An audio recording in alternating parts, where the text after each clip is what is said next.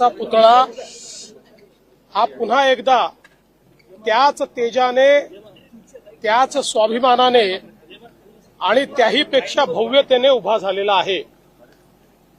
मागच्या काळामध्ये ज्यावेळी या ठिकाणी दुर्दैवी घटना झाली होती त्यावेळी आमच्या सरकारने निर्धार केला होता की विक्रमी वेळेमध्ये हा पुतळा या ठिकाणी पुन्हा आम्ही प्रस्थापित करू आणि अक्षरशः विक्रमी वेळेत हा पुतळा या ठिकाणी प्रस्थापित झालेला आहे आणि आज त्याचं पूजन आम्ही केलेलं आहे।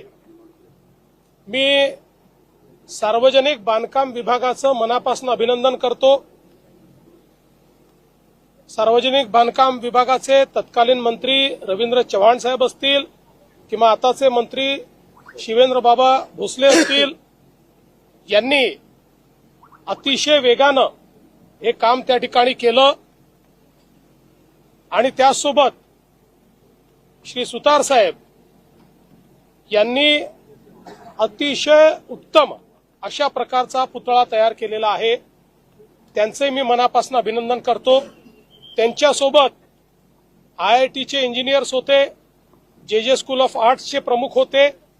अतिशय चांगलं डिझाईन याचं तयार केलेलं आहे।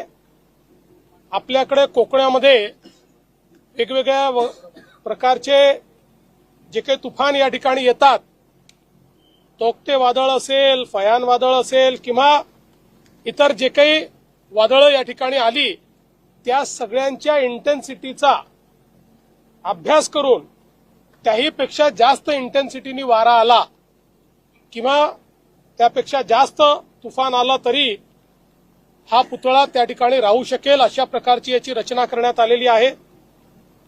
जवळपास 91 फुटाचा हा पुतळा आहे, ज्याच्यामध्ये 10 फुटाचं पेडेस्ट्रल आहे आणि आताच शिवेंद्रराजे मला सांगत होते की बहुधा देशातला महाराजांचा सर्वात उंच पुतळा म्हणून देखील याच्याकडे आपल्याला पाहता येईल अशा प्रकारची याची रचना करण्यात आलेली आहे।